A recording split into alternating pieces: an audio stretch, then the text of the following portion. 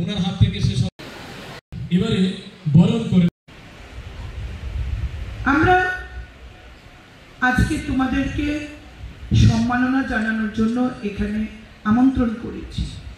এর পেছনে যাদের অবদান অবশ্যই পিতামাতার সর্বা। আমরা বিশ্বাস করি parents are the best teachers. যে মা পড়াশোনা জানে না সেই মাও কিন্তু চায় তার ছেলে মেয়ে পড়াশোনা শিখুক, শিক্ষিত হোক, ভালো মানুষ হোক। বরং তার চাহিদা এবং তার সন্তানকে মানুষ করার খিদেটা বোধহয় সেই মায়ের বেশি থাকে।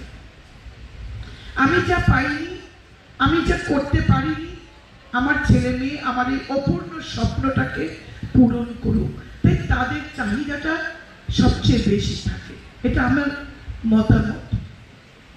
এই তোমাদের আজকের এই কৃতকার্যের পেছনে বাবা মায়ের পরিশ্রম, বাবা মায়ের ইনভেস্টমেন্ট, অর্থাৎ ভালো টিচার রাখা, ভালো পরিবেশ দেওয়া, যাতে তোমরা ভালো করে পড়াশোনা করে আজকের এই প্রতিযোগিতার যে সময়, এই সময়ে যাতে তোমরা হারিয়ে না যাও, নিজের ছাপ রাখতে পারো, তার জন্য কিন্তু বাবা মার নিজে শুধুমাত্র নিজের কেরিয়ার নিয়ে চিন্তা করলেই হবে না।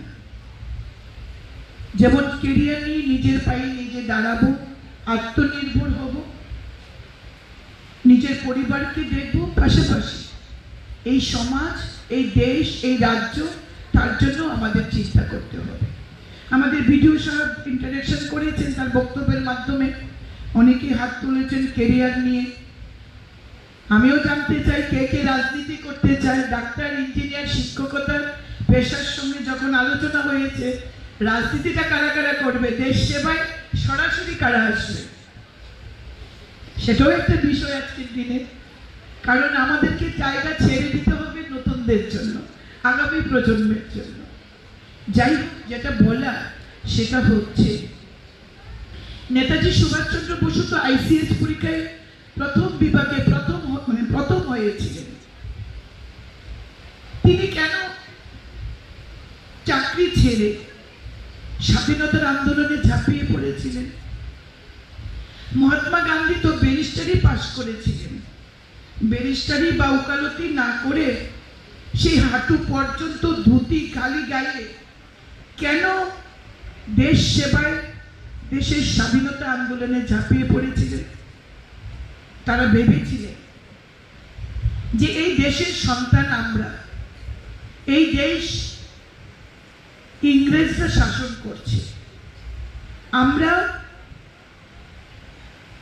সবাই পরাধীন ভারতে বাস করছি, আমাদেরকে এই দেশকে স্বাধীন করতে হবে। আর এই দেশের স্বাধীনতার আন্দোলনে তারা ঝাঁপিয়ে পড়ে দেশ